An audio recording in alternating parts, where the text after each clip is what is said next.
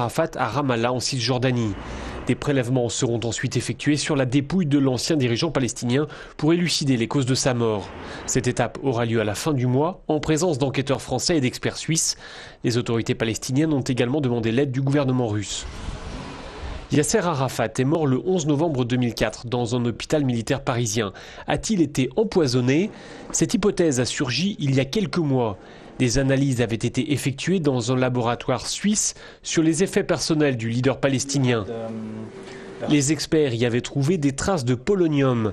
Dans la foulée, une information judiciaire pour assassinat a été ouverte par le parquet de Nanterre. Les prélèvements sur la dépouille devraient donc permettre d'en savoir un peu plus sur cette mort encore mystérieuse. En octobre 2004, cela fait plus de 2 ans que la Moukata est assiégée par l'armée israélienne à Ramallah. Le bâtiment abrite l'autorité palestinienne. C'est ici que Yasser Arafat vit, isolé, reclus et prisonnier. Son état de santé s'est fortement dégradé. Il a 75 ans.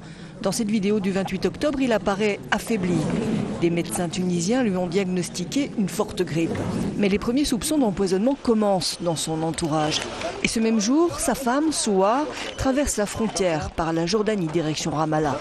Après des semaines de tractations avec Israël, elle vient chercher son mari, qu'elle n'a pas vu depuis 2001, pour l'emmener avec elle à Paris.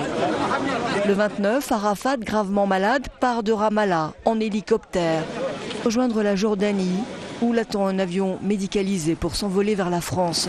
Il pense toujours pouvoir revenir en vie. Israël avait donné son accord.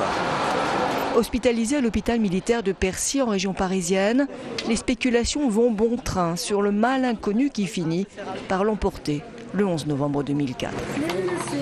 La France, alors sous la présidence de Jacques Chirac, va lui offrir un hommage officiel avec la présence du Premier ministre Jean-Pierre Raffarin sur le tarmac de l'aéroport de Villacoublay.